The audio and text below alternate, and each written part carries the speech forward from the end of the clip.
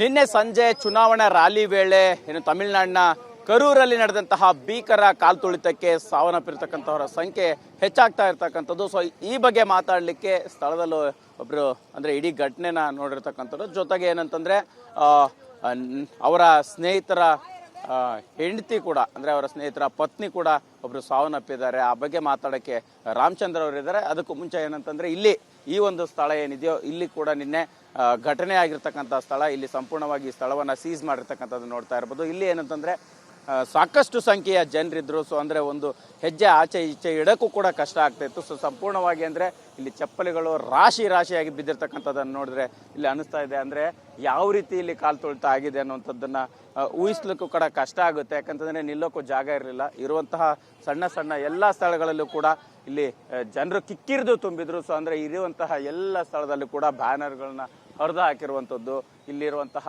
ಮುಂದೇನು ಜೋಪಡಿ ಇದೆಯೋ ಅದು ಕೂಡ ಚಲಾಪಿಲಿ ಆಗಿರ್ತಕ್ಕಂಥದ್ದನ್ನ ನೋಡ್ತಾ ಇರ್ಬೋದು. ಅಂದ್ರೆ ಸಂಪೂರ್ಣವಾಗಿ ಏನಂತಂದ್ರೆ ಇಡೀ ಈ ಒಂದು ಸ್ಥಳ ಏನು ಎಕ್ಸಾಕ್ಟ್ ಆಗಿ ಸ್ಟಾಂಪೇಡ್ ನಡೆದಂತಹ ಕೆಲವು ಸ್ಥಳಗಳನ್ನ ಇಲ್ಲಿ ಪೊಲೀಸರು ಈಗ ಸದ್ಯಕ್ಕೆ ಸೀಸ್ ಮಾಡಿರ್ತಕ್ಕಂತಹ ದೃಶ್ಯಾವಳಿ ಇದು. ಕ್ಯಾಮ್ರಾ ಪರ್ಸನ್ ನರೇಶ್ ಜೊತೆ ಮಾಲ್ತೇಶ್ ಜಗ್ಗಿನ್, TV9 ಕರೂರು.